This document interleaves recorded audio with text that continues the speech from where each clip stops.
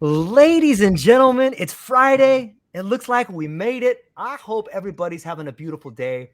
I hope if you feel like you're down in a funk a little bit, I hope you realize it's a silver lining out there. I hope if you get a little bit grateful, you realize there's people in your life that love you and the miracle is right on the other side. You just got to take baby steps towards it, and life is conspiring to help you out, but you got to want it. That's all we got for today, ladies and gentlemen. Let me introduce to you an incredible guest, an incredible show, and some incredible ideas of which we're about to talk about. The one and only Matt Ritchey, aka Mr. Cannabis. He's a visionary leader at the intersection of business, venture capital, and conscious leadership. As a seasoned CEO, father, and advocate for plant medicine, Matt has cultivated success by prioritizing the human element in every venture. His commitment to scaling culture profitably is evident in his role as an advisor and as a unicorn whisperer. Matt is the driving force behind www.innercircle.biz. Everyone go check it out. A groundbreaking platform fostering collaboration among plant medicine leaders, industry experts, and service providers. With an unparalleled ability to navigate rapid growth, Matt embodies the essence of an elevated executive, where leadership meets plant medicine awareness and trauma-informed insights. Follow Matt for cutting-edge content on leadership, venture capital, and team building as he continues to shape the future of business. And I'm so excited you're here today, Matt. Thanks for being here. How are you? Great, George. Thank you for having me. Really appreciate you opening your desk to me, and we can have this conversation. I think we're going to have a little fun today. Yeah, we are. I really think we are. And I gave a little bit of a background, Matt, about who you are and some of the things you got going. It was small, but I thought we got some good points there. But I was wondering if maybe you could just build us a little bit more of a foundation of who you are and where you're at right now, so we can continue the conversation. Sure thing. I'm located here in San Diego, California. I've been here for about 17 years now, so it's kind of my new home. I'm from Pennsylvania on the East Coast originally. I grew up in the DARE era of cannabis and prohibition of all that. So I had a lot of programming early on around what cannabis and/or drugs were, and I was a pretty serious motocross racer at a young age. So I didn't drink alcohol or do anything until I was 21 years old. And from 21 to 26 or 7, I drank a decent amount of alcohol, like most people did that age, and realized pretty quickly that it wasn't really, my body didn't like it. My body, my consciousness just wasn't really, vibing for me. And, someone introduced me to cannabis. I'd been in California for like 5 or 6 years until, I saw not everyone, but I saw a lot of people using cannabis. And I was kind of like, oh, who are those losers over there using cannabis as opposed to drinking alcohol, right? And that was just my program. I had full-on programming that alcohol was okay and or safe, and that cannabis and other drugs were bad. So anyway, had some close friends that used cannabis, and they were successful. So I was like, well, I kind of like broke my mold of like, oh, if you use cannabis or use these drugs, that you're going to be a bad person, or you're going to be unsuccessful, or you're going to be a loser, or whatever it was. And I didn't use cannabis again until I actually went back to Pennsylvania, and I was hiking, and me and a friend of mine were hiking with our backpacks, overnight, and we literally just ran into random people that offered us a nug of cannabis. So we had an apple with us, so we took it, and that night we bored out the apple.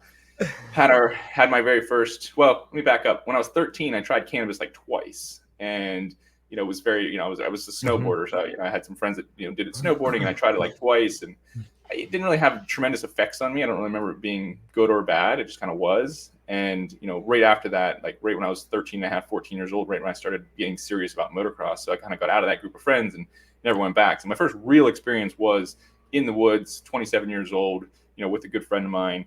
And we had an amazing experience. It really kind of opened up my senses, really opened up, I felt so connected to nature, and I just felt so alive, if you will. And so from then on, I was kind of like, wow, interesting. This is a different experience than I was intending, or than I thought maybe these plants had for me. So fast forward, I didn't use a lot of cannabis for probably a year or two after that.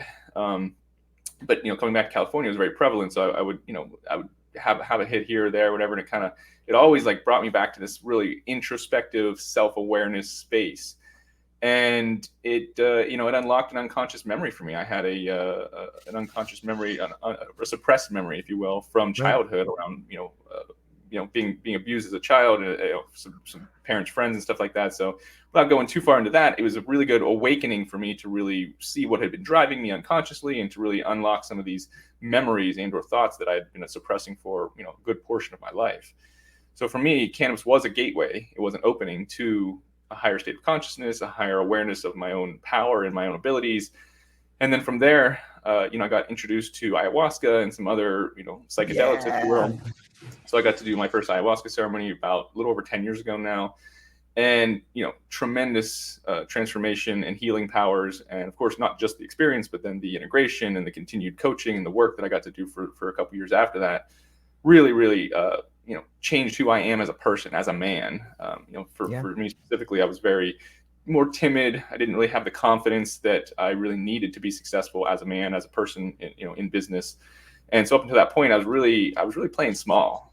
I was really not really living up to my potential in a lot of ways. So for me, cannabis and then specifically plant medicines really helped to unlock my power and really to help me give me some vision and some guidance onto what was possible for me and how I could really step into a greater vision for myself and my life and what I wanted to create. So from then on, for a few years, then I would use, psychedelics periodically, maybe once or twice a year, just to get, to stay in tune. It's kind of like a checkup, right? You go to the doctor, you go to the shaman and get your dose. And that really has served me in a capacity for the last 10 years, doing, once a year at least, having some sort of psilocybin experience or some other, deep work experience where I can check in, make sure that I'm not kidding myself, make sure I'm not lying to myself about some stuff that's been happening, and really use these plants for transformation and or introspection. So, I credit, say my personal transformation to that. And then, about 6 years ago, I was with my now wife, and we just got married, and she was really wanting to have kids. And I was really on the fence. I was kind of like, I could have a kid, but didn't really feel like it was my highest excitement, just for many reasons, for selfish reasons, mostly. And then, I had a really my strongest, probably ever actually, psilocybin experience. I took about three plus grams of psilocybin. Yeah. And it just completely, opened me up, and had a really, really beautiful dance with the medicine around who I was going to be in my next iteration of life, and who, what my next evolution of what I was creating was. And that included kids. And then, so now I have 2 young kids. I have a 5-year-old and a 2-year-old. So I really attribute, me even wanting to have kids, and me, powerfully stepping into that proposition to psychedelics, and specifically psilocybin. So for me, these compounds have really guided me and given me, the guidance that I was really looking for in times of need, in times of feeling unconfident or unsure of myself. These, I can't contribute all the stuff to them. Of course, it makes you go inward, and makes you really tune into yourself. But, these are the tools that I've used to really change who I am as a person, and to really shape where I'm going in my life. So I fast forward now, for the last 4+ years, I've been cultivating a community of people in the CBD, cannabis, and psychedelic space who are operating businesses, who are entrepreneurs. And, we have a mastermind community of people who we bring people together. These are, leaders of high integrity from around the globe. I'm here in Southern California, so there's a lot of people in this area, but there's people all over the world that are both getting into these compounds, both on a personal level, but also in a business sense, as far as how can we bring these compounds safely, and how can we educate the masses on how to use these compounds and these medicines as medicine, and with intention, with the power that they deserve, or the reverence they deserve, because they are powerful, right? Yeah. So for me, the whole industry, like I say, it's been about 5 years now. I've been in the industry a little less. When my daughter was born, I was exiting one company, and deciding what I was going to do for my next sort of project. And I'm a daily meditator, and I kept getting the vision that everything that I've been building around leadership, everything I've been building around team building, and really transforming people's lives, was needed in this space, was really needed in this industry, because it was kind of just very early, is very nascent in that sense. And there's a lot of, coming out of a black market, we're coming out of an illegal space. So a lot of the early operators, or people who are coming, people who are operating in the space, are coming from the illegal space. And so it's a really interesting community of people who don't necessarily trust each other. There's all these factions of the industry. And one of the goals that we've been having is to bring people together, and to really build that trust and build those connections, and seeing how we can, how a rising tide can lift all ships together, in a sense of how do we bring the legacy players in the market, and that mindset, into the modern business and capitalism, and how can we really shape that in a way that not only benefits the people working in the space, but also obviously, of course, benefits the consumers, and really educates the consumers, so that we can I think the biggest untapped market is those who are still not using cannabis, right? And there'll be these low dose drinks, and there'll be low dose, Yeah. capsules, and there'll be ways where people can smoke in smaller doses, because that's truly the untapped market for the future of these medicines and for the future of cannabis and psychedelics. Is how do we really educate and bridge that gap from where we're at currently with all the propaganda that's been spewed over the last 50, 60 years to a more safe, more educated place where people can have a higher perspective of these plants and how they can really come to use them in a good way that really helps their life and really gives them medicine in some sort of way, whether it be mental health, whether it be physical health, whether it be emotional and spiritual health. All these things can be positively impacted when using these compounds in a way. So the drug war was started by Henry Anslinger in the 1960s. Basically in the 1960s, Richard Nixon's main guy, Henry Anslinger, he was from my hometown in Pennsylvania, and so karmically, coming full circle now, just seeing this Right. karmically, feeling like I get to do a lot of the work to undo a lot of the things that he implanted and really propagandized in the culture, in the great in the mass of people in the not only the U.S. but in the world. And so feel like this is part of my mission. Part of what I get to do is to re-educate and recenter these compounds so that we can use them in a safe way, and that they feel like they're not taboo, and they feel like they're not outside of the mainstream. And we have a little ways to go. Like I say, we're still not there. We're still even federally illegal on a lot of cases here, but the dominoes are falling, and people are waking up every day that these are not the danger that they've been led to believe, and that they have medicinal value and they have potential healing value for people that are seeking transformation or seeking some sort of healing, whether it be mentally, physically, or spiritually. Thank you, man. First off, thanks for being honest and vulnerable about your relationship with cannabis and psychedelics. And I think that the best stories of transformation always lead with the individual beginning to tell their story about their relationships. And when you tell me the story about being in a relationship with cannabis and using the infamous apple bong that everybody who has begun a relationship has experimented with as their first step into engineering, is how do I make this? How can I smoke something out of this? I'm an engineer at heart, for sure. That's the way my brain is kind of wired. How do we reverse engineer what we want, create the outcomes in your mind, and then reverse engineer the steps you need to get there, right? So. Yeah. Okay. So, and doesn't that speak to the idea of when you say, you have this revelation after smoking cannabis, like, holy shit, somebody did something to me when I was young, and I pushed that away. Like, on some level, do you feel like that's nature, maybe your nature, maybe nature as a whole, but somehow the plant or nature communicating to you, like, listen, you have fucking trust issues, and here's why. And you fast forward all these years longer, and then you look at your wife and you're like, oh, she wants to have kids. You're like, fuck, I don't want to have kids. I got all these things I want to do. Boom, another trust issue. And now you've built this business where you're bringing people together, and what do they have? Trust issues. Yeah. You know what I mean? Like, it's fractal. The same way that you can look at the veins of a leaf and see the way that plant grows, so too can you look at the fractal things that happen in your life and understand why your relationship's the way you are. You can look at your business and be like, look, it's growing in the same way that my life is, the same way my kids are. Like, what an amazing thing to have a relationship with a potential exogenous neurotransmitter like cannabis or psilocybin and realize, dude, I have been leaving out a giant part of the picture. Now, maybe you can flesh out a little bit more about your relationship to cannabis and how it has expanded your relationship with the business and people moving forward. I love that question. And I didn't really actually piece together the trust, kind of the vein that kind of goes through all that, right? Around everything being a lack of trust. Because that is such a big thing in our life, no matter what we're doing, right? If we don't believe we can do things, if we don't trust ourselves to be able to execute whatever it is it's doing, then you're going to have issues. You're going to probably not take the action, because our unconscious brains will only do things that we essentially know that we can succeed on. That's why we don't take action on a lot of things. That's why we procrastinate. That's why we don't do certain things, right? Yeah. So I love that connection, that kind of vein through there. But, my relationship with cannabis has definitely evolved. Like, say, when I first started using it, it was definitely in smaller amounts because I didn't need as much. But then, once I got through, honestly, even doing the work, I was using cannabis as a crutch to a certain degree, as far as, being able to, as you're going through these traumas and whatever, like, it's sometimes you just need to get away from it. Sometimes even on a daily basis, you can only do so much. So, I don't want to say overdosed, whatever, but I've used cannabis more than I should have at certain points. But everything's contrast. If you don't go that far, you don't know how far you need to go and or you should go to have the experience and whatever the titration you're looking for as far as how you use the medicine to properly get the experience you're looking for. So for me, cannabis, I've kind of done it all in a sense. I've been in a period of life, and it's been probably 8 years now that I've woke up and would smoke cannabis and smoke it throughout the day, and it would be sort of my crutch. And then I definitely got to a point where I'm like, what am I doing? Like, why do I need to do that? Like, what am I not facing that I need to be having these, say external substances to cope and to deal and to be, normal, right? So for me, it's definitely been a journey and evolution of how I use it, how, what type I use. I've gotten pretty good with what my current regimen is. Like, so for me now, I don't use any cannabis until later in the day for sure. I use it like a coffee. I don't use coffee. I don't use caffeine.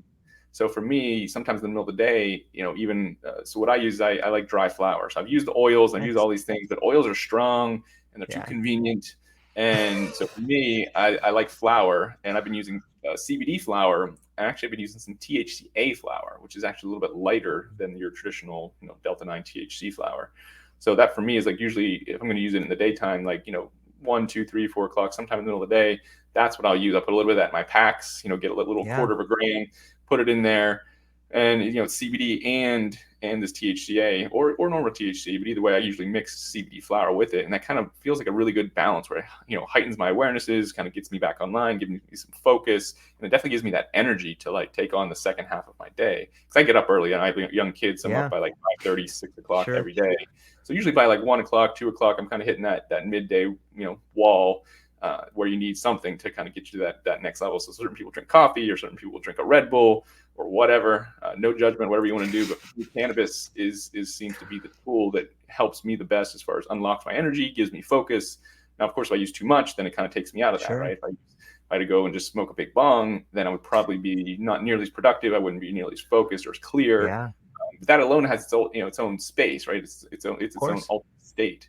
So for me, using cannabis is all about contrast. When I would use it daily or use it the same every day, it wasn't getting that contrast. That almost made me just feel normal. Where now, like I feel normal in the day, whatever, and I use that for contrast, for a heightened sense of, like focus, or even just a heightened sense of creativity. Like say for me, I kind of break up my days I kind of break it down into what I call masculine, feminine experiences, because the plant is more feminine, right?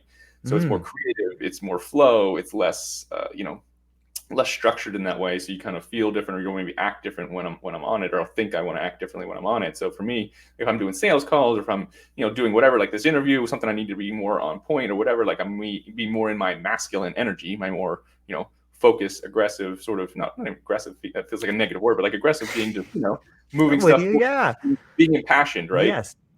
For me, I need to be, or I get to be having less cannabis in my system for that. And then like I said, the inverse of that is when I use cannabis, it makes me a little bit more introspective, it makes me more creative. I can write, or I can do certain things where those are all part of my business. I need to do all that. So I can really break up my days to be, masculine, feminine, even if it's just half the day here, half the day here, or it's a whole day here. Like all day Wednesday, I'm going to be in my masculine doing this and that. And then maybe all day Friday or Saturday, I can be, using more cannabis and being more my feminine energy, if that makes sense.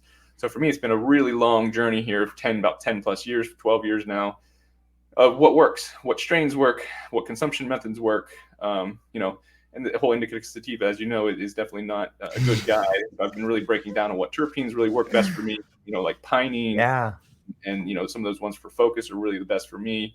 And I know if I have something with too much myrcene and some of the I can't pronounce some of the cannabinoids, but some of the ones really kind of bring my energy not down, but just inward. I just feel like very like chill, right? It's kind of that couch, if you will.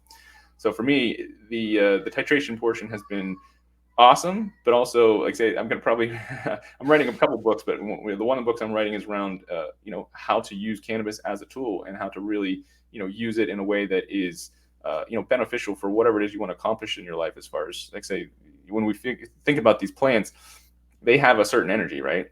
Sure. And when we consume them, we take on that energy to a certain degree, and that's where, like say, the whole indica sativa kind of comes in, because they are different plants. They do have different features, like say different terpenes, different even different percentage of cannabinoids. So for me, really figuring out the ones that work for me has been a game changer for me to daily take or not take and be in certain states And especially with young kids and all this stuff kind of going on, there's a lot to manage and be present for, that these cannabinoids really actually help me with. So for me, this has been an interesting, fun journey to figure out how I can be my best self and what tools I can use to help me on a daily basis to stay there. So like even before this, the interview I jump on, I have a psilocybin spray, and then 2 sprays is like a microdose. 2 sprays is about 200 milligrams of psilocybin, which for anyone out there is low. Like 200 to 400 milligrams is usually what they consider a microdose, where I don't feel anything per se, but I feel like almost it gives me a little bit of like that mental clarity, a little bit of that mental like focus, stuff like that. So for me, I use all these different tools in different ways so that I can be at my peak or be in do whatever state I need to be in. These are just basically putting you in altered states. Whatever state I need to be in at whatever certain time, and I can kind of tailor that to whatever I'm doing. I love it. I think that as our relationship with different sorts of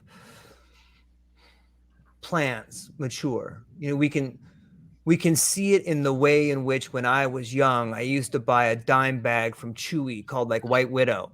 But now in the world, you flip it over and you can see the terp profile and you can begin to understand the complexity behind it. And I think another thing that people who are beginning to climb the second mountain realize is that there's a difference between state and stages. And earlier in the conversation, you said, look, George, I overdosed on things, or I used it in this way.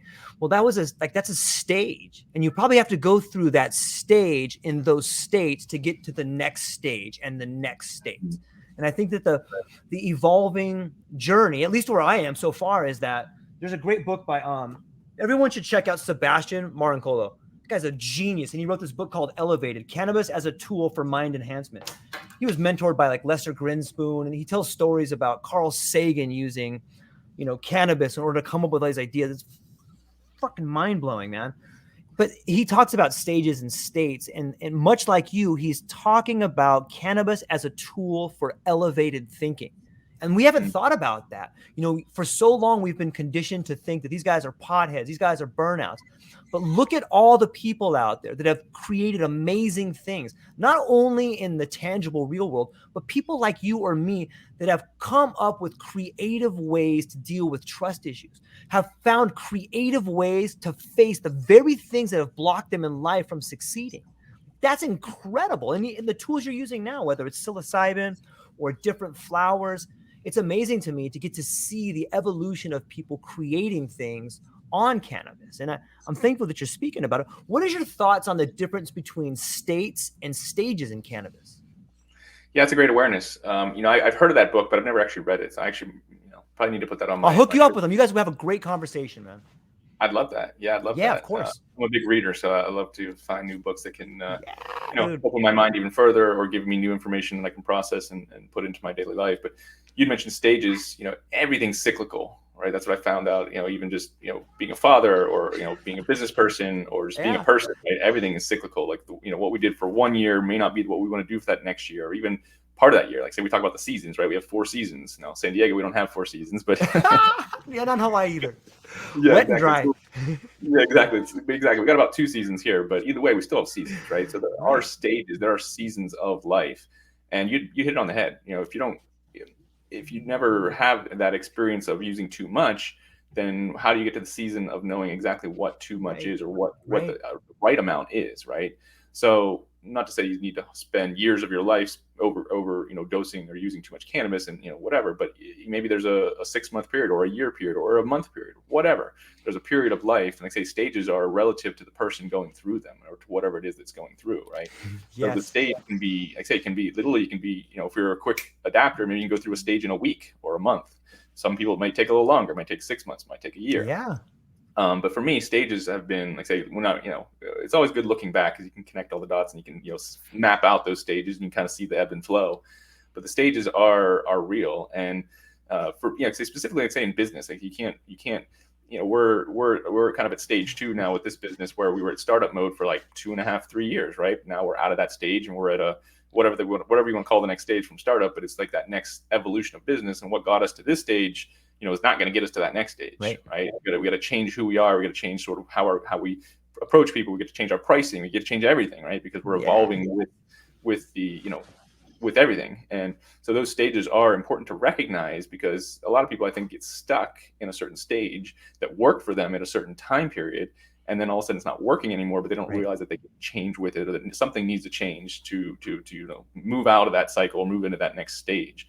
So I think a lot of people do get, just there's just a lack of awareness around the ebbs and flows of life, and these, say, the stages in which we kind of go through. So for me, I've been pretty aware of the fact that I'm moving through stages, like, say, even just my youngest son, he's just 2.5 now. We're kind of moving out of the baby stage, right? He's getting rid of his afternoon naps. He's becoming just a normal human now, where he's just sleeping at nighttime, that kind of stuff. There's all these stages, like, say, from kids to business to cannabis to our relationship with my spouse, like, say, my beautiful wife. Like, we had an amazing honeymoon stage, and then you have, like, say, your kid stage, and now we had the early baby stage, and now we're going to kind of hopefully come back into a more of an us stage, so we can kind of come back together and kind of rekindle our romance and all these sort of things that fall off, and you have to kind of put it aside when you're raising kids and when you're doing certain things. So everything is stages, and having that awareness, it's nice, because then it allows you to realize that this is only temporary. Whatever I'm going through isn't like this is going to be like forever. This is only a stage, only a portion, and you get to enjoy it, right? I get to enjoy this stage. I'm never going to have it again. I'm never going to have an under 2-year-old again. I'm never going to have a baby, right? So to really be present with it and to really enjoy the journey, that's one of the, say, I've done a few amount of psychedelics, and the message is similar, in a sense of like, hey, you're here, you're powerful, enjoy whatever it is you want to do, whatever it is you're doing, you're creating. You're the master of your domain, so to speak. And that's not to say things don't happen to us, but in general, it's 90-10. 90% of the things we're creating, or we're reacting to things that happen to us, and then those 10% of things that kind of come in or happen to us.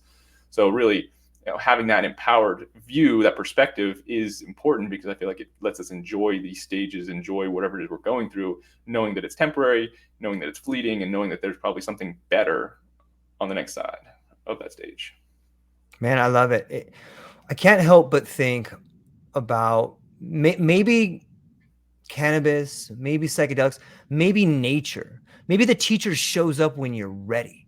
When I'm listening to the words you're saying, it seems almost ritualistic to me. And I don't mean to bring the esoteric into this, but how can you not? Like, on some level, we've been conditioned our whole lives. And if you look at what alcohol does, it makes you be okay with having less than the true, authentic nature of yourself, man. It just fucking, it erodes that creative spirit on some level. And I think that the healing power of psychedelics, and I hope I'm not grandstanding too much, because I'm a giant advocate for, I love them. And I think that they can really be helpful if they're used in the right way. And it just seems that the conditioning that we're brought into this world with, maybe it's culture, maybe it's society, think about the language, drugs and alcohol. Like, that's who came up with that? Like, that's a PR move. Drugs and alcohol. Alcohol is a drug. Like, look at the way we're conditioned to see it. You know what I mean? Like, there's drugs and then there's alcohol. Like, no, it's not. I didn't see it. I never saw alcohol as a drug growing up. That was not a drug. Of course, because in the literature, it's in everything. It's been legalized on some ways. And I think it's imperative to look at prohibition, to look at society's relationship to alcohol, so that we can move forward. And especially you, Matt, with this incredible community that you've built. I'm not sure that you thoroughly understand. I don't mean that in a pejorative way, but like the impact that you're having on people. Like, you are creating a new awareness for people to approach cannabis with. Like, nature has chosen you to help be that person. Like, that's an incredible responsibility to do. And when I look at the community, that maybe we can shift to I'll give you some thoughts on what I've said here, but we should shift the idea of the community you've built, how you've built it, and the people that are coming together. But I'll let you respond to that any way you want. I think it's important. Yeah. There's a lot in there. Yeah, there's a lot to unpack there, but the community specifically, like, say, I feel like I have a perspective, but there's probably more to it, and I know there's more to it that I'm even experiencing at this point. I mean, we have about 75 members currently, which isn't huge, but it's definitely like 75 people we're having an impact.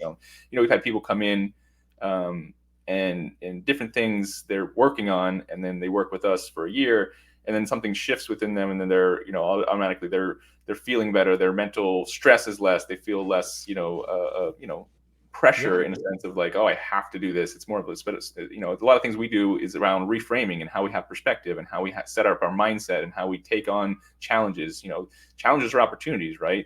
You know, Right. the way we see things, it's not I have to do something, it's I get to do something, right? It's like this is what I'm Yes. choosing to do. And if you're not, you don't like the things that you have to do, then you choose, you know, you can make the decision to choose differently and, you know, do things that you get to do, right? And so it's a different perspective on how you do things. So but as you mentioned, the community is huge, and it's going to be, you know, bigger than me, and it is bigger than me. And you know, I'm rarely the smartest, I'm almost never the smartest person at the table or in the room, because I like to surround myself around people who are, you know, big thinkers, people who are doing big things, people who have big ideas. And those types of people are, you know, it's like, say you hear about, you know, the people you spend the most time with, you know, the top 5 people, whatever it is. Specifically in business, though, that is, I mean, it's always true. So you look at your friends, you look at, you know, your wife or your partner, whoever you spend a lot of time with, Yep. and or in business, you know, if you're not thinking big, if you're not have these, you know, if you don't have people around you kind of talking crazy in a certain way, of like, hey, like we're gonna do these big things. Because I'm around Yeah. people who I think, you know, I think I'm pretty crazy. Most people, most of my family thinks I'm pretty crazy and Here, pretty here. out there in what I think. But then I get around other people, maybe like yourself, then we have a conversation. He's like, wow, this guy is actually, you know, thinking bigger or thinking differently than I am. And that to me is inspiring in a certain way, as far as, you know, you don't realize how you, or, you know, how you inspire other people or how people inspire you until it happens. And sometimes it's Yep. just, you know, you being you, showing up, you know, being in that, like say, even just jumping on here with you, Yeah. high energy, super, whatever. Like for me, that automatically pulls me into that state. And we need that sometimes. As good as we can be and as disciplined as I am, sometimes I need inspiration. Sometimes I need someone external from me to really light me up and really give Yep. me an idea, or even just motivation, right? To get shit started, or, Yep. you know, to stop procrastinating, like we mentioned earlier. No one's perfect. We're all just human, and we all have the same, you know, set of emotions. It's just, you know, what order they come in, or how quickly we process them, and how able to move through from one emotion to another. So the Yeah. community, coming back to the community to have this support system, that's essentially what I want to build, is a circular economy that people are not only doing business together, but people can lean on each other and ask for advice, you know, feel like they can open up and share things that are beyond the normal what people share. Because once we share those things, they become, you know, once we like say, when I had my repressed memories, once I got them out, you know, external from my Yeah. mind thoughts, and I went through them with somebody to really help me have some perspective on stuff, Yep. I realized that, you know, I had been blaming myself for a lot of those things that had nothing to do with me. I had no control over a lot of it, right? So to Yep. really just have that reframe and have high level thinkers, high level, you know, high perspective people give us feedback, you know, even speak in the same group, it's healing and it's inspiring. So to have those kind of communities are essential to really grow, and to really intentionally grow, I should say. Like, you know, you can I be in a like that. community that maybe, oh, we're you know, getting more business and doing this or whatever, but maybe you're neglecting your health, or you're neglecting, you know, something else. Well, this is, you know, our community specifically is something we're building that's holistic. You know, how are you showing up for your family? How are you showing up for your teammates? How are you showing up for yourself? And Yeah. how's that rippling out? You know, what's the ROI on that for your business, for your life, for everything Yeah. else? And to really kind of have a holistic view of life and business is one of the things we really approach people. Because I've worked with Facebook, I've worked with Airbnb, and I've worked with all these, you know, Right. large companies of people who, they have big visions, whatever, but they have a very narrow focus, and their health or other things suffer because of that. Yep. Right. And that's not good or bad, it just is. So if you want to have a wholly rich life where you feel amazing, where you have amazing relationships with your you know, your partner, your kids, or whoever, and you have a thriving business that makes you money and, you know, gives you the life you want, you need to make sure you're focusing on all of it. And you're really building systems and surrounding yourself around people who are supporting that. Because, like say, whatever is around you is essentially what you're going to fall into, just because that's the essence of being human. Like we want to be around, or, you know, the people we're around, we want to be like, or be fit into. So you might as well fit in with a group of kind of misfits that are doing great things, that are doing, you know, thinking big, as opposed to, you know, people who are just, oh, that's out there, Yeah. that's, you know, people who down your dreams. You need to, you know, separate yourself from those people. And that's not always easy. That's been a decade long process for me as well. It's like, how do I, you know, how do you trim the Yeah. fat? How do you trim the fat in a way that, you know, is respectful and or true to yourself? Like if you're not, you know, if you stay in certain situations and around certain people, you're really, you're doing yourself a disservice. So if you're at least selfishly want to minimally say, hey, like I want to have a great life, I need to surround myself with good people, because Right. that's one of the main ways you're going to have a good life. So Yeah. I think that speaks to like the idea of incubators and the calling. And when I speak about incubators, I think about life, like where you end up in life is sort of an incubator. Like if you end up at Facebook or UPS or any of these corporations, you're in there and like for a while you believe in this thing, like you're being incubated. And they start realizing, like, you know what? I'm just a number here, man. I like this vision, but whenever I try to bring up my idea, like no one wants to hear my idea. They just want to hear their idea. You know, they just want to grow in this way. And I'm thankful that I got to be here and experience this, but I'm no longer interested in that. And I equate that to the calling, in that even when we're younger, like sometimes, like, dude, who are these guys smoking some reefer? They look kind of cool, man. These guys look a little dangerous. What the hell are these guys thinking about? You go over, you start talking to them a little bit, and you're like, hey, not all of them. People don't get it twisted. Sometimes you move into a circle of people that are bad people. But when you hear the calling, sometimes it's usually maybe the calling is muffled. But sometimes some of like, when I grew up, and I remember getting the calling, talking to people like, dude, these people think differently. This is exactly how I think. I think different too. And you start being called to these different ideas and these different relationships. And it seems to me that cannabis plays a big part in opening up your mind to not only thinking bigger, but to thinking differently. And sometimes those two things are synonymous. Thinking differently and thinking big, you know, new ideas or the way we think are very similar. But, you know, first off, I love talking to you, Matt. We could dig into philosophy, and we're digging into communities, but I got like a list of like 15 questions here. And so I'm going to ask you a couple of them here just to get moving here, man. And thank you for this. It's really wonderful. And the hallmark of a good discussion is when time flies like that. So thank you. Okay. In the evolving landscape of cannabis, how do you see the intersection of medicinal and recreational use influencing the industry's future? Great question. Thank you. Yeah, I think when I'm in California, and you look at, we had a really robust medical program here, and Yes. it's essentially been wiped away with, you know, the recreational market that's can't come through, right? And you know, I personally have a certain way of thinking about this, and I don't think everyone necessarily thinks the same way, but I think that the intentional use, right, how we use it, and like I say, the intention, our thoughts behind why we're using things, to have a conscious thought of not just to say wake up and, you know, use cannabis because they feel better, and that's an unconscious use, but to be intentional with my use, saying, hey, I'm going to use this to be creative, or I'm going to use this, and sometimes it is, I'm just going to use this to feel better because I have pain or I have whatever, right? I don't want to, you know, I don't want to, like, you know, shit on someone's current use of medicine, because it is a medicine, and it can be needed all day, every day for certain people, right? But I think the majority of people overuse it, and or using too much of it to get the desired effect they really want. So I feel like, you know, I feel like the recreational medical thing is an interesting conversation, because I feel like the untapped consumer is going to be medical, in the sense of they're using it for mental health, right? Like maybe I take a capsule because maybe I don't want to smoke, or I want to take, you know, taste the cannabis, but can I take a capsule with CBD and CBG or something else in it that's going to give me that state of like feeling more normal, or feeling more, you know, relaxed, feeling less like, you know, heady, or, you know, rapid thoughts, whatever you want to call it, or, you know, just whatever people are using it for. I think when we slow it down, and we be more intentional with the use, you know, the amount we use and how we use it and the strains we use, the more detail oriented, as opposed to, like, say, just buying a dime bag off someone off the street and going smoking a bunch of weed. It's going to have an effect, of course, but it's not going to be maybe your specific desired effect. So the more detailed we can get and more specific around the plants and the cannabinoids that we can get, the better outcomes and experiences we'll have, which what I consider, that's a medical thing, in the sense of like, that's being more intentional, that's using it in a precise way. Like I say, it's not just a party thing, and I say it's not that you can't use it for party, right? But I think the untapped market of the next consumers are that medical kind of side of things. Because right now, you know, especially in California, 80% of, you know, the 80-20 rule kind of rules, right? 80% of your sales come from 20% of your consumers that consume all day, every day, right? And that's the current, you know, largest target market, specifically in markets like California. But there's a whole untapped market in the US, in the world, of people who don't want to use cannabis. They don't, maybe they don't even want to feel high, right? They just want to feel different. They want to feel better. They want to feel less anxious. They want to feel less pain or less whatever, right? So they want to alter their state in a way that, like, say, maybe isn't getting them super, super high, or even feeling that that strong THC feeling, right? So I think the shift towards a medicinal way of looking at it, the way we break it down from a, like, say, for me, like, I have a little scale. If I feel like a drug dealer, I have a little scale that I literally weigh out, so it's like a quarter gram or less every time, right? But that feels scientific and medicinal, right? It's not just pack the bowl as much as you can get in there and like light it up and go, right? It's different. So it's more the intention behind it. So for me, there's nothing wrong with the recreational market.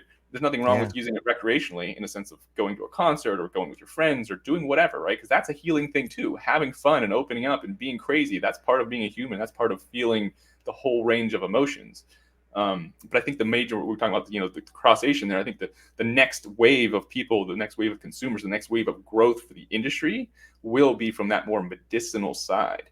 Now, how we break that down state to state, even on a federal level, that's really messy right now. And like say, most of these states that have a medical market, they're even trying to figure out how do we conserve that, or how do we keep that sort of medicinal side without, blowing it up with a recreational initiative, right?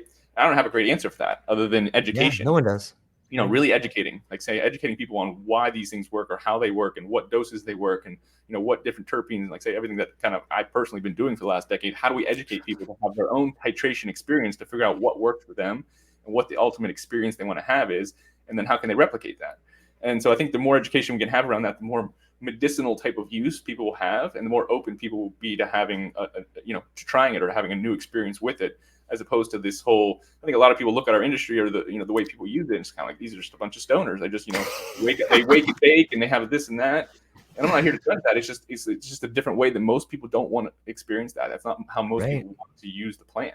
So I think the future is medicinal in a way of we can educate and really get people to be more specific in how they want to feel and what's going to get them there. And of course, then we need to have companies and people who are driving products and services that are, catering to that and have different specific, I think like the brand Dosist, DOSIST, they have these specific little, inhalers that, you can turn the knob and make it 0.2 or 2.5 milligrams or 5 milligrams or 10 milligrams, right? And you just take that hit and it gives you that dose. So the more of sort of like that, we can really focus in on how much we're consuming and what that experience is going to give us. That is the future, I think, of medicine in general, but specifically cannabis and these plant medicines. Yeah, I like that. It's fascinating to see the containers in which we keep certain ideas or certain substances or certain cultural aspects that we hold. I saw this really funny cartoon. It was more of a comic than a cartoon, and it was like these two guys, and they were on the couch, and they have these little blurbs above his head, and one guy's like, I've often thought that people that use cannabis for recreation are actually using it for medicinal use. And the other guy's like, which kind of weed is this? Is this recreational or medicinal? You know what I mean? Like, it's somehow it's like this framing of what we do. And we do it. I just bring up that because we do it with everything, whether it's our relationships, whether it's cannabis, psychedelics, alcohol, sports, whatever you think of, it's all framing. And like it blows my mind to think about that. And if shout out to Etienne from Oakland, who told me this, that word on the street is we're about to see interstate commerce happen soon, probably 2024. Like, what's going to happen then, man? Like, what do you think happens when we have interstate commerce? All of a sudden it goes from being, hey, this is illegal by the federal level, to the federal level being like, all right, everybody get on board. Well, I don't think the federal level is going to get that on board yet, but I think once the states start interacting, here's the thing. Yeah. As a kid, you think about these laws and whatever. It's like, well, the laws are only as good as the people who enforce them, right? So if they're not going to enforce them, if they have these large economies like California and maybe Oregon or whoever we're going to start trading with, if we start just doing it, what are they going to do? Are they going to come and try and shut it all down, or are they going to try and work with us? And that's the whole point of even, say, these states coming online and saying, fuck you to the government. We're going to use this as a compound. You can't stop us. They haven't really stopped us. I mean, like I said, we've been moving forward. And of course, there's been bumps, and they say it's not been perfect, and it won't be until we get some more cooperation on the federal level. But I think the interstate commerce is just that next step of saying, hey, we're moving forward. This is what we need to do. And I think it'll help with pricing. Helps. I mean, because here's the thing: every market has its own pricing, good or bad.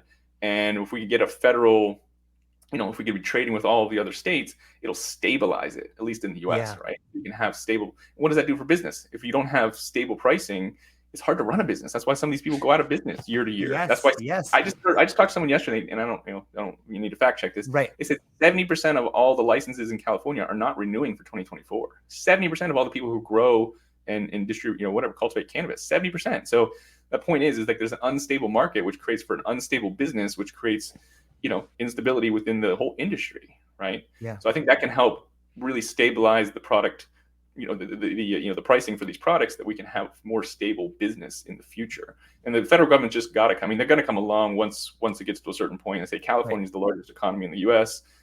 Top 4 in the world, right? So it's like once this kind of happens here, it's inevitably going to domino, and like I say, we're going to have some sort of, hopefully, movement on federal legalization or decriminalization or descheduling or something. Probably won't happen in 2024. Don't keep people's hopes up on that. I'm not a big Joe Biden fan on that. I don't think he really wants to do it. He could get his hand forced into doing it if he can't get reelected, and the only way would be to do it is to, get to these younger constituents or something and decriminalize it or take it off schedule or something like that. So it could happen before the election, but I wouldn't bank on that. I wouldn't put my business plan around that. But it could be still 5-10 years before the federal government really comes around.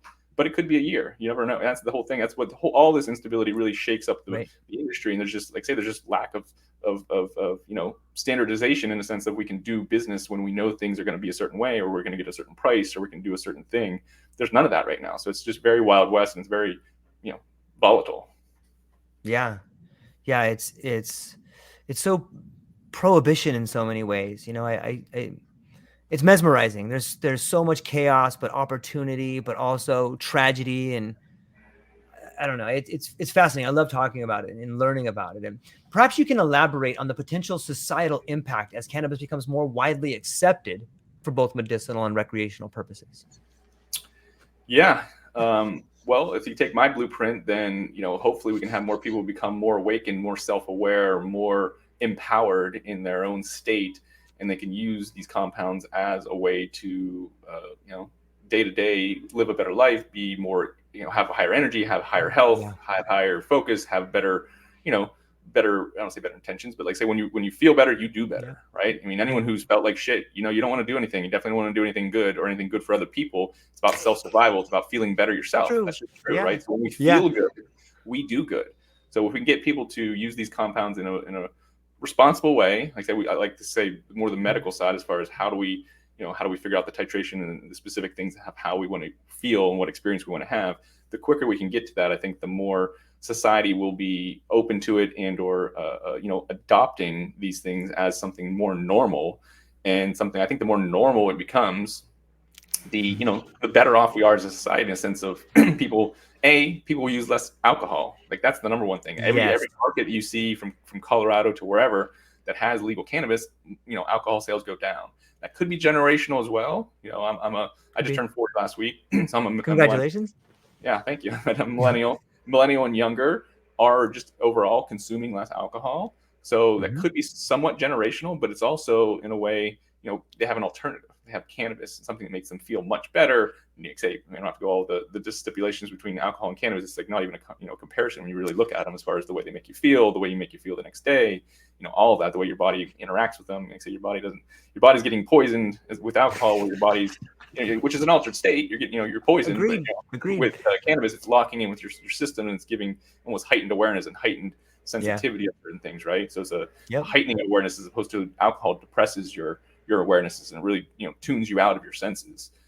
And so my point is, the more people we can get attuned as opposed to detuned, the better off we will be, both from an introspective mindset point to health and wellness. And the less people we have having alcohol, the less we have around just all the negative alcohol or negative effects from alcohol. All that ripples down, both from relationships and how that deals with domestic violence to your physical health. Say, when I quit drinking alcohol, I wasn't overweight at all, but automatically just tightens up your body. You feel like you get rid of all that bullshit, all the excess calories that don't do anything for you. So it's just, you're automatically going to feel better. And when we feel better, we do better. So I'm very confident that once we get more mass adoption, that we'll have better health and wellness overall.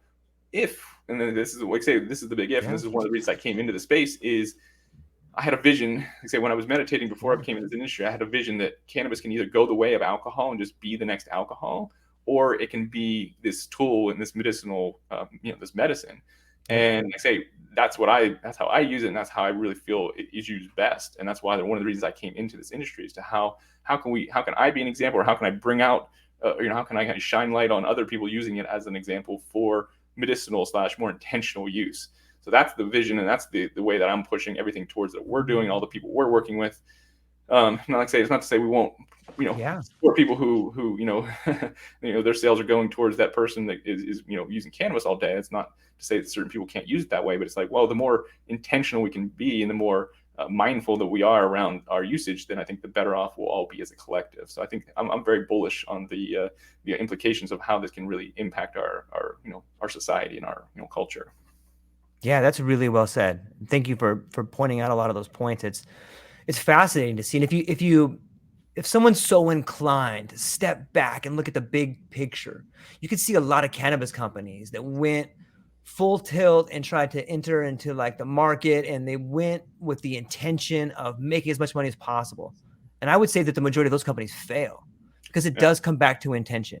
Like, why are you using it? The same way in which you had the epiphany of from recreational to medicinal, or the same way in which you move from state to stage. At some point in time in your mind using cannabis, you're like, I really like the way that I think about this. I really like the way that this makes me see something different. And I think that that is beginning to manifest itself in the way people use it to do business, or the way we may be evolving as a culture. It's like, hey, why are we doing business like this? This excessive growth for this reason. Yes, it is a rare, slight definition of success. But I love what you said about when you feel good, you do good. How often do you want to help out other people when you feel like shit? Never. You don't even want to help yourself out. When you start feeling good about who you are and what you do, all of a sudden you look at that guy next to you and you're like, that's just a different version of me, man. And you know what? I've been through what that guy's going through. I see what these couples going through. They're working so hard and they're caught up in this negative feedback loop. Let me go talk to them. Let me see if I can help, just because I'm a good human being. And that's where community comes from. And I can't help but understand the relationship, or at least begin to investigate the relationship between the different plant medicines, who we are, and how society runs. If you look at what society runs on, if a society runs on alcohol, you have what we have. It's very destructive. The same way our country goes out and fights wars, so too does a drunk guy at a bar go out and look for someone to punch in the face. What if we ran on a different substance? What if we fueled up with something a little bit more medicinal, man? I love it, man. I'm super thankful that you're here. Like, I've only gotten through 3 questions. I know time's coming up. I'm going to get one more in here before you have to go, man. Of course. Whatever we got, I'm open. Okay. From a medical standpoint, how can cannabis play a role in addressing specific health conditions? And what ongoing research or developments excite you the most? Well, that's a great question. Thank you. You have great questions here today, by the way. I'm enjoying these. The medicinal side, one of my business partners that I, started this organization with, and he runs our direct consumer brand. We have a nootropic product and other CBD and health and wellness products. Him and his wife helped to legalize CBD and THC in the country of Brazil back in 2014, 2015. And, it was for epileptic children, right? They smuggled in CBD and they were giving it to these epileptic children, and they couldn't deny the results they were having, right? They couldn't deny that these kids were not having seizures, or only having 1 seizure a day as opposed to 200, right? So in a year, they were able to, create this PR move and really like pressure the government to legalize these substances so these kids could have access to them, right? Because how are you going to deny dying kids? It's really challenging, right? Yeah. So going back to your question, I don't follow a ton of these studies really closely until they come out into the open.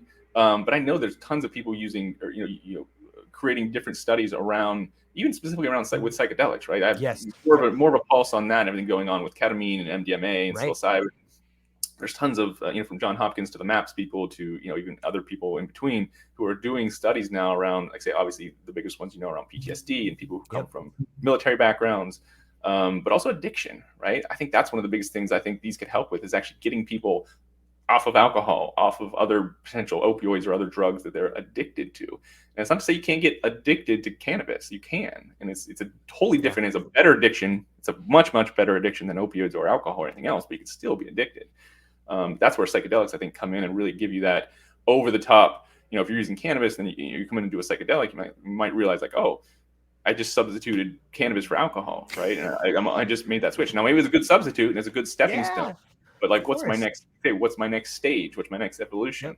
So I think there's a lot of studies coming out. I think the studies really just enforce what we already know to a certain degree. And we have 2 sides of our brain, right? We have our left brain and our right. And our left brain needs to have the logical, scientific, grounded information to have the emotional, right, creative brain really buy in and believe something. So I think from a greater standpoint of the, the collective consciousness and all the, the mass people in the US, to have these studies is crucial for them to even adopt it or even try it, to have an experience with it. Because if without that, a lot of them are kind of like, oh, that's recreational, that's something I don't need, right? So I think shifting these studies can really help shift the consciousness or the perspective of how people see these compounds and how they potentially could then let themselves use them and have an experience with them, and maybe a good, maybe a bad, whatever, but they can at least have that experience on their own and figure it out.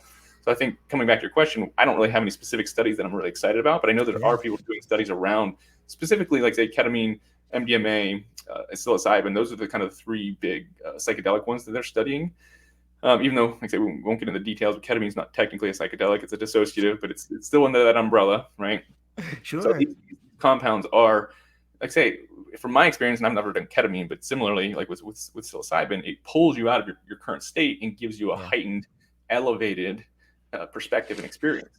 So the more we can get people in that state from time to time, I think the better off people will be, both taking responsibility for their own life, both seeing a creative vision of what's possible for their future, and like say, bringing all that back into the present moment to do things that, like say, they're feeling better, they're doing better, and ultimately that ripple effect goes into our families, goes into our communities, goes into our businesses, that ultimately ripple into the world.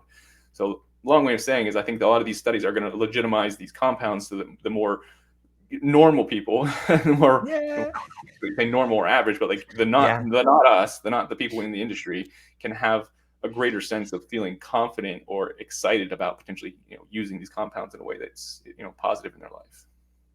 I love all the language you use in there, like elevated and high. And, on some level, I like to think of all of us, like the human species, as like one organism. And some people are out on the front and they're like, okay, like, and so many people, yourself included, that I've spoken to, I think are at the forefront of this industry because it has had radical and profound changes in a positive way on their relationships, not only to the relationships outside and the world that they're making, but the relationship inside to themselves. Like, they really found a way to look at themselves in a way that they're grateful for. Like, that gives me goosebumps to think about, because I want everyone to do it. I think that's a big part of why we're so trapped in some of these old thoughts, is that a lot of people may not have had the opportunity to, or the time to, sit with themselves and be like, why don't I trust myself? Why don't I care enough about myself to do these things that I love to do?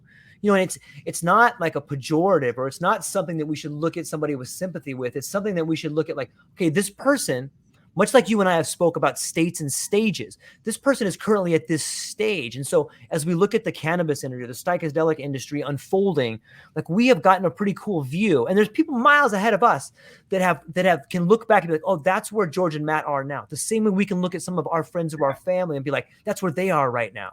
And I think it's really wonderful. Right? Yeah, I've been in that stage. Yeah.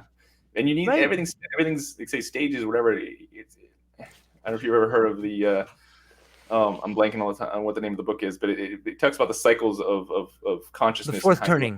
No. I'm blanking all the time. It doesn't matter. But either way, you can't skip stages. You can't go from stage 1 to stage 3 or stage 5. You have to go through, even quickly, you have to go through all the stages. Yes. Because if you skip, and I think that's what even psychedelics can do for certain people in a negative way. Like, oh, I'm beyond that now. I don't have to go through that stage. Whatever. Like, well, maybe you didn't do the work. Like, say you didn't, you did the psychedelics is like sort of a shortcut, somewhat of a shortcut, but you still have to do the work. Yeah. Right. So it can compress the time in which you do it. It may only take a month or two as opposed to a year or two. So it can really help you in that timeline, but you still have to do the work. So you can't skip those stages. Right. Because then you don't have even if nothing else, you don't have the empathy of like, oh, I've went through that. I see where they've been through. I can empathize with them. I can be more sympathetic, or I can be in a way where I can, know where they're going through and help them. Or even, like, say, with business or whatever, you only have to be one step ahead or one stage ahead from somebody to help them pull them up, right? Like, hey, like, I've been there, do this and that, or, make sure you're giving yourself this, or whatever, right? And that's where we as a community can all help each other, because we're all at these different stages and all these different levels of either business, life, relationships, mindset, all of these. And I like say, I'm rarely the person at the highest stage in my groups, because like I surround myself with people who are doing things, as big or bigger than me, or think bigger or differently than me. So I think that's one of the, coming back to the thing we talked about earlier, having your group of people, and those people that you can really count on to really take that next level and to really grow your your business and your life and whatever it is you're doing, that's crucial to moving through those stages as quickly as possible with the least amount of time, energy, and resources to get there. And that's part of what we do with the masterminds. Like, hey, how can we lift people up? How can this rising tide lift all the ships together? And it can cut your time in half, or it can cut your expenses in half, or it can cut your pain and suffering in half as far as what you go through and to get through that stage. Yeah, it's fascinating to me. And just like that, Matt, hour gone. Like we barely even scratched the surface, man. We barely scratched the surface. I got so many cool people I would love for you to meet and have a bigger conversation under a bigger tent, man. So let's make that happen. I'll talk to you briefly afterwards, but maybe before you go, man, please tell people about what you got coming up, where people can find you, and what you're excited about. Yeah, like I said, we're heading into a new year here. Super excited about the community we're cultivating. Obviously, we have 75 plus members around the globe. 50% of them are here in Southern California. Obviously, if you want to check us out, innercircle.biz, check that out. Matt at innercircle.biz if you want to directly reach out to me. If you're an operator or an entrepreneur in the space and this was resonant with you, then let's connect, because that's really what this is about for me, is really finding the elite leaders in the space and the people who think differently or in that growth mindset, so that we can build together and we can really collaborate and say synergize whatever efforts we have, both from our community, but also like individually within our community. How can I connect you with the right people to really synergize these efforts? And amazing. Overall, the community has been amazing. I've met a lot of great people. People at different stages of growth and of life and business. But then there's the sharks. There's definitely some sharks still in our industry, and there's definitely a lot of people. Not a lot. There's definitely people who are out there who are only looking out for themselves and really only looking for win-lose scenarios as far as how they can get ahead and how they can make more money and this and that. And we're a vetted community, so it's I have one-on-one conversations with everyone potentially before they have we even talk about membership, just so I can see where they're at mentally. I can see where they're at with their vision. I can kind of get a feel into how they operate just as a human and as a business person. And then from there we talk about hey, like maybe this can synergize with our community or whatever that is. So if this is resonant with you, this type of perspective and mindset and growth sort of orientation is what you're looking for. Honestly, I've not seen another community in our space that is doing this specifically. There's other people that do masterminds that are specific around business, and that's great. We need more of it. I'm not, everyone needs to join a group of some sort to be, to have this type of community. But if this is the type of language, if you heard all the language we've talked today, and if it feels out there and like non-resonant, then you're probably not a good fit. But if this is something that's, you're like, oh wow, like to talk more on that or learn more about that or be around more people who are doing that, that's the type of people we're looking for. And it's a slow and steady race for me. We're about 75 members right now. We're on our march to 300 members. We only went about 300 members worldwide, in the different communities, in the different markets, doing different things, everything from plant touching and growing the plants to media and communications to, SEO and marketing. We want the best of the best leaders and people who have great skills and great hearts and who are open and want to sort of, you need to have a pay it forward mentality, knowing that, in a mastermind setting that I'm going to, give my best in a sense that I'm going to get the best from everyone else. And whatever my genius is really going to help them, and what their genius is really going to help me, because, that's what a mastermind's about. That's what a community is and should be about, is like, how do we really help each other, and how do we really, collaborate in a way that synergizes both, creating win-win-win scenarios, right? We talk about quadruple bottom line, people, planets, profits, purpose, right? How can we really connect people with what they're truly meant to do, what's really lighting them up? And fortunately, I find a lot of people in this space have that purpose part down, but then they maybe don't have other parts of it down. Maybe they're not great business people, or they don't really have to, whatever. They've never, everyone's had their own journey, and everyone's had different stages they've gone through around building or not building a business or a life. So just figuring out where people are at and connecting them with the right people with the right stages, and figuring out those sparks and creating the synergies. That's what we're all about. I love it. Isn't it interesting to notice the things about other people that you notice in yourself, man? So beautiful, man. It's like a mythology unfolding in front of us, man. So we'll hang on briefly afterwards, man. I'll talk to you briefly afterwards. But ladies and gentlemen, go down to the show notes. Check out what we had to say today. Check out Matt's page. Check out his community. And if it resonates with you, reach out to him. He's a fun guy to talk to, and he's a passionate person who cares about purpose and building a community that's worthwhile. And look, it's a great conversation. So that's all we got for today, ladies and gentlemen. I hope you have a beautiful weekend, and I hope that you decide to become the best version of yourself. That's all we got for today. Aloha.